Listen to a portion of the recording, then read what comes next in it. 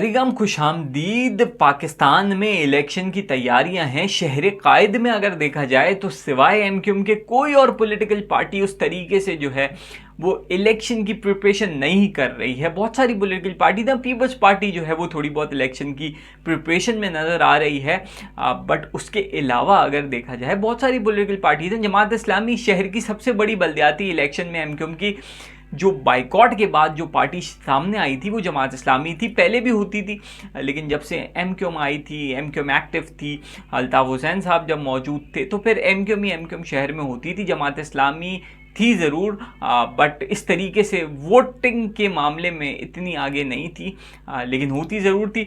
लेकिन अब जमात इस्लामी जो है वो दोबारा उसका रिवाइवल हुआ हाफिज़ नईम साहब की क़यादत में, और बल्दियाती इलेक्शन में उसने बड़ी अच्छी तरीके से परफॉर्म किया और बदकिस्मती से मेयर अपना ना ला पाई। इसी तरीके से तहरीक लब्बैक पाकिस्तान ने भी बड़ी अच्छी फाइट दी थी पिछले इलेक्शंस में, और बिल्कुल ही जो है वो तवक्कुआत के बरखिलाफ जो है वो एक पार्टी सामने आई थी। लोगों ने एक्सपेक्ट नहीं किया था कि एमक्यूएम की मौजूदगी में, पीटीआई की मौजूदगी में, पीपल्स पार्टी की मौजूदगी में जो है वो एक मजहबी तंजीम सामने आएगी, लेकिन आई थी।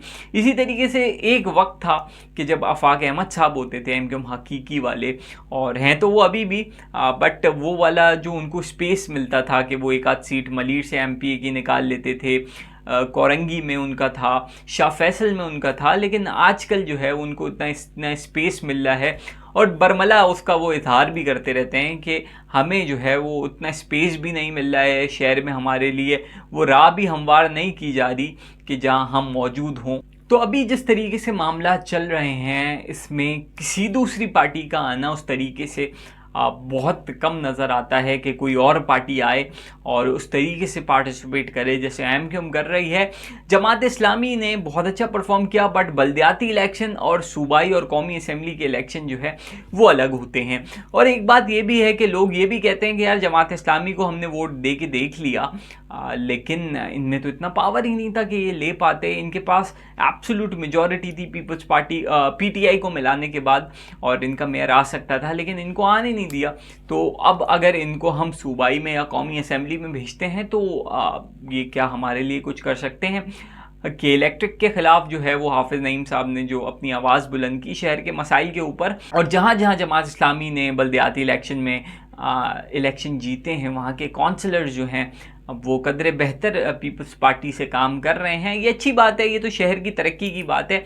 बट जनरल इलेक्शन जब आते हैं वो एक अलग चीज़ें होती हैं, उसमें आपको वोट के साथ साथ कहीं से दूसरी चीज़ें भी बहुत ज़रूरी होती हैं। इलेक्शन में काफ़ी चीज़ों पे आपको एक महाज पे नहीं लड़ना होता, आपको बहुत सारे महाजों पे लड़ना होता है।